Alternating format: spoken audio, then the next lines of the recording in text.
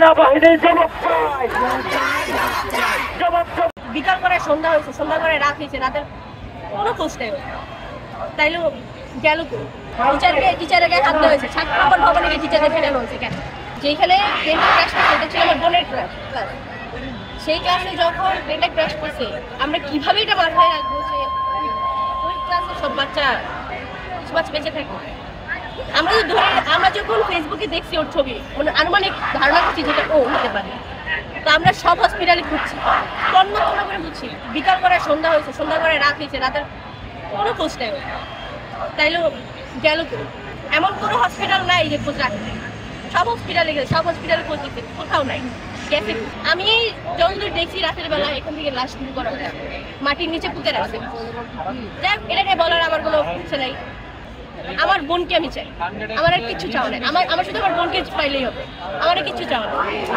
আর ওদের তো কোনো দোষ ছিল না, তো নিষ্পাপ বাচ্চা, দোষটা তাদের কি উচিত ছিল না যে ওটা চেক আপ করে তারপর বের করা? আর এটা জনবহুল এলাকায় এটা বের করার মানে কি? আমরা কালকে কি পাগলের মতো খুঁজতেছি, পাইতেছি, এর মানে কি? তার আমরা যেন রাশি করছি কালবেলা যখন ঘটনাগ্রস্ত তখন বাসায় ছিলাম, ওর ভাই যখন ওর খুঁজে গেছে বাসায় পাই নাই। পরে আমি ডাইরেক্ট বোরকা পরে আমি ডাইরেক্ট এখানে আসি, আয়সা দেখি এখানে হুইসলাম, তাও ঢুকতে না কাম। তাও আমি যে কোনোভাবে হোক আমি বলছি আমার বোন ভিতরে আমি ঢুকবো। তারপর অনেক কষ্ট করে আমি ঢুকতে পারছি, চাইতে না কাউকে। তারপরে আমি আমার ছোট ভাইকে খবর লাগাইছি, খবর লাগে ও বলছে যে ভিতরে স্টুডেন্ট এখনো কেউ মৃত কেউ ঠিক ওই বাচ্চাগুলো গেল।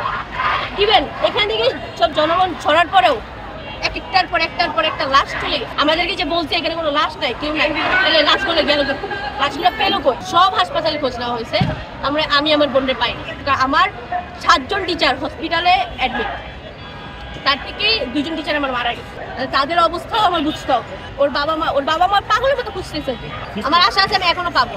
মিসিং এর বিষয় আমার ফ্রেন্ড ওখানে ছিল, ও লাশ নিচে গেছে, ও নিজে বলছে আমি নিজে দাঁড়ায় থাকি 30টা লাশ আমি বের করছি। তাহলে এই খবরটা যখন আমাদের সেনাবাহিনী ওরা জানতে পারছে, আমার টিচারের গায়ে হাত, আমার ফ্রেন্ডের গায়ে হাত তুলছে কেন? তার মানে কি তারা সত্যি ভয় পায়? অবশ্যই তারা এখানে কোনো গাফিলতি আছে, এখানে কোনো অবশ্যই খাপলা আছে, তার জন্য তার টিচারের গায়ে হাত তুলতে পারছে। ফুটেজটা এখন সব জায়গায় আছে, টিচারের গায়ে হাত তুলছে, আমার স্টুডেন্টের গায়ে হাত তুলছে কেন? তাদের জনসম্মুখে মাঠে টিচারের গায়ে হাত দেওয়া হয়েছে, ছাত্র ভবনে গিয়ে টিচারদের ফেরানো হয়েছে কেন?